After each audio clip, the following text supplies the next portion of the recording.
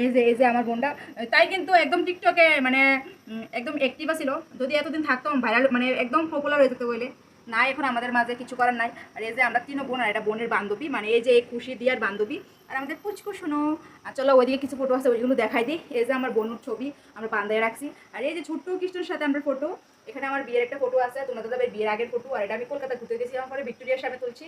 আর এই যে আমি ঘড়িতে দেখো ফটো মাতালেছে, একটা মাকড়সা বয়ে দিছে। এই যে আমার এটা মায়াপুর গিয়ে আমি তুলছিলাম, মায়াপুর এখানে বইয়া। এখানে আমরা 4-5 বোন আছি। এখানে আমার বোনের দুটো বোনের সাথে তুলে মানে বিয়ের আগের ছবি। আর এই দেখো এটা আমরা বাড়িতে অনুষ্ঠানের সময় তুলছিলাম বোনের সাথে। আর এখানে আমরা দুটো বোধ ঘুরতাম গিয়ে তুলছিলাম এটি। আর এদিকে দেখো আমার ভাইরা আমি মিষ্টি খাওয়াইতেছি, ফটোটা খুবই ইয়াতে আছে। তাহলে এ দেখো দেখা হয়েছে। আর না এখানে আর ফটো টোটো নাই। আর ওই এদিকে আবার ঘড়ির ভিতরে আমি কয়েকটা ফটো লাগাইছি, মাটির সাথে আমি, মার সাথে বোনু, আর আমরা একটা ফ্যামিলি পিকচার। তো আমরা এই ফটোগুলো দেখে তোমরা মানে ভালো লাগছে নি কইবা। আমি সবসময় মানে ফটোগুলারে যত্ন করে রাখি, মোবাইলে রাখলে অনেক সময় ফটোগুলো ডিলিট হয়ে যাগা, তাহলে আমি ফটো